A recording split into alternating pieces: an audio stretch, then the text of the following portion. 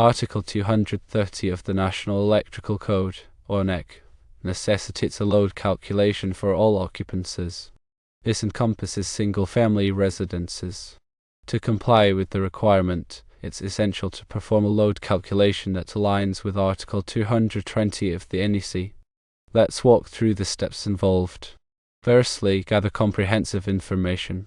Determine the types and quantities of electrical appliances, fixtures, and equipment that will be installed in the residence. This includes everything from lighting and outlets to major appliances like refrigerators, ovens, and air conditioners. Secondly, utilize load tables.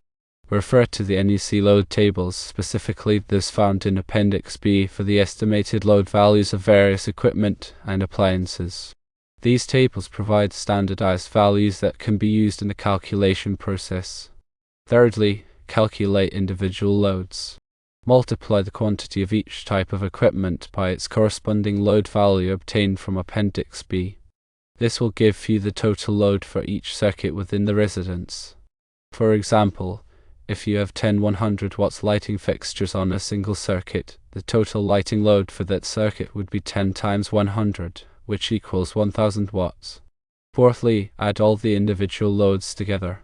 Sum up the total loads for all circuits in the residence to determine the overall total connected load. This represents the maximum amount of power that the residence could potentially draw at any given time. Fifthly, consider demand factors. Apply demand factors to reduce the total calculated load. Demand factors account for the fact that not all electrical equipment will be operating at its maximum load simultaneously. The percentage used for the demand factor is based on the type of occupancy and its usage patterns. For residential occupancies, a demand factor of 0.75 is commonly applied, but always consult the NEC for the specific requirements and applicable demand factors. Sixthly, use the calculated load to size the electrical system.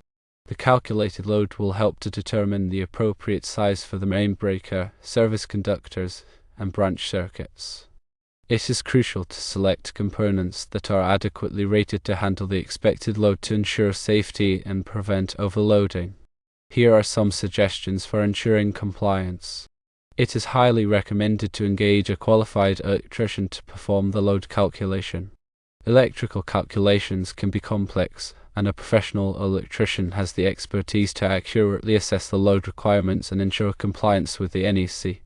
Consulting with the local electrical inspector is also advisable to gain clarification on specific requirements in the jurisdiction. Providing the electrical inspector with a copy of the load calculation demonstrates transparency and facilitates the review process. Consider leveraging electrical design software or online calculators to streamline and simplify the load calculation process. These tools can assist in performing calculations accurately and efficiently. The load calculation is typically required for the initial electrical inspection. Subsequent inspections may not necessarily require a load calculation, but it's always best to confirm with the local authority. If the load calculation reveals that the electrical system is inadequate, the system may need to be upgraded or the plants may need to be adjusted accordingly to meet the load requirements. Proper load calculation is crucial for ensuring the safety and reliability of the electrical system, meeting the specific needs of the residents, and adhering to the regulations set forth by the National Electrical Code. To further elaborate on the process, let's delve into each step with more detail. When gathering information, create a comprehensive inventory of all electrical loads. This inventory should include not only major appliances like refrigerators, ranges, and air conditioning units, but also smaller appliances, lighting fixtures, and even the number of outlets in each room. Be as thorough as possible to ensure accurate load calculations. When referring to NEC load tables, understand that the tables provide values for various types of loads. These values are based on the anticipated power consumption of the equipment or appliance. For example, a typical household refrigerator may have a load value of 1200 watts, while a standard lighting fixture might be rated at 75 watts. These values are crucial for calculating the overall load on each circuit. During the calculation of individual loads, pay attention to any specific requirements outlined in the NEC for certain types of equipment. For example, the NEC may require that the load for an electric range be calculated based on a percentage of its total rating depending on the size and type of range. This ensures that the load calculation accurately reflects the actual power consumption of the equipment. When adding loads together, be mindful of any circuits that may be serving multiple loads. For example, a single circuit might supply power to both lighting fixtures and outlets in a room. In such cases, you will need to add the loads of all the equipment connected to that circuit to determine the total load for that circuit. Applying demand factors is a critical step in the load calculation process. Demand factors recognize that not all electrical equipment will be operating at its maximum load simultaneously. For example, a household may have several lighting circuits, but it is unlikely that all of the lights will be on at the same time. Similarly, a residence may have multiple appliances, but not all of them will be in use concurrently.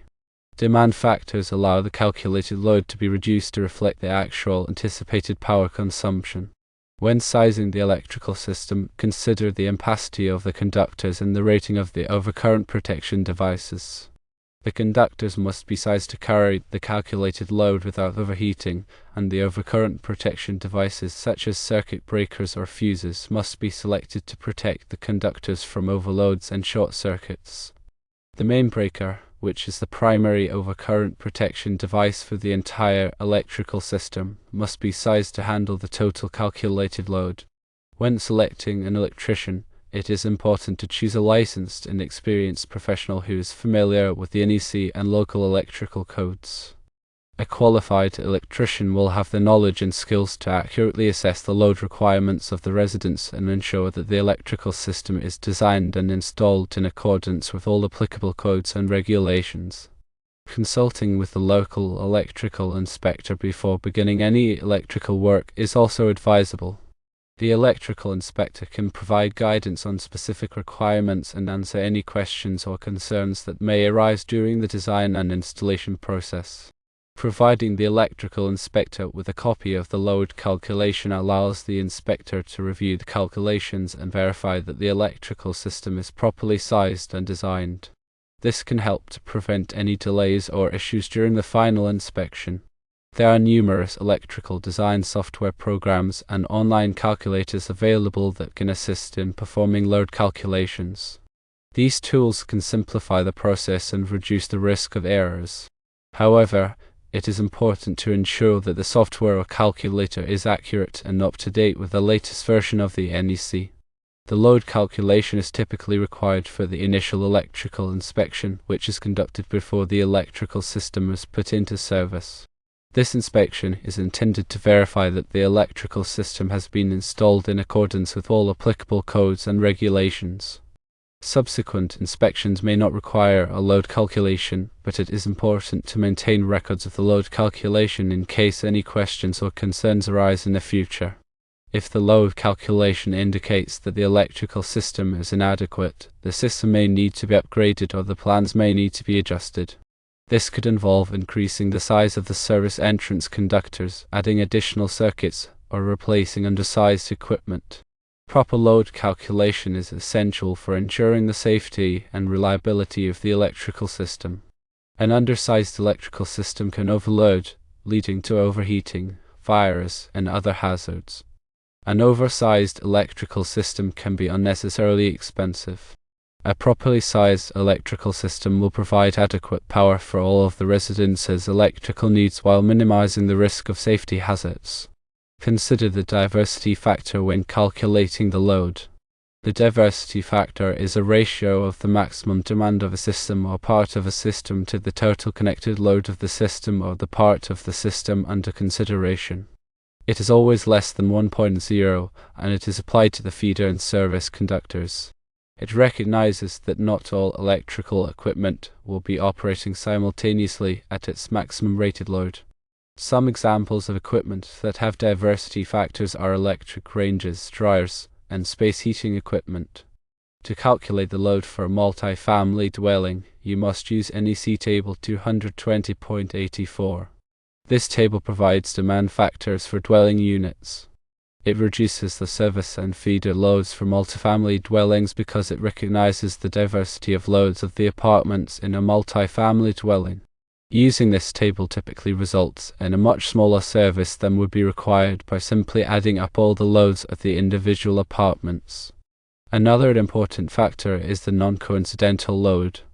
This is the load that is unlikely to be used at the same time as other loads.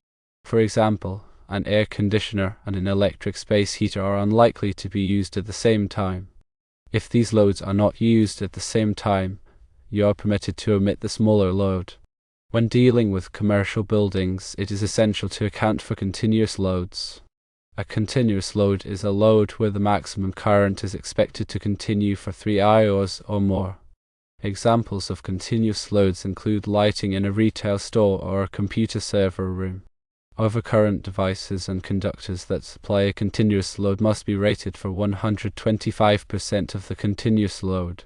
For example, if a lighting circuit has a continuous load of 16 amps, the overcurrent device and conductors must be rated for at least 20 amps. 16 amps times 1.25 equals 20 amps.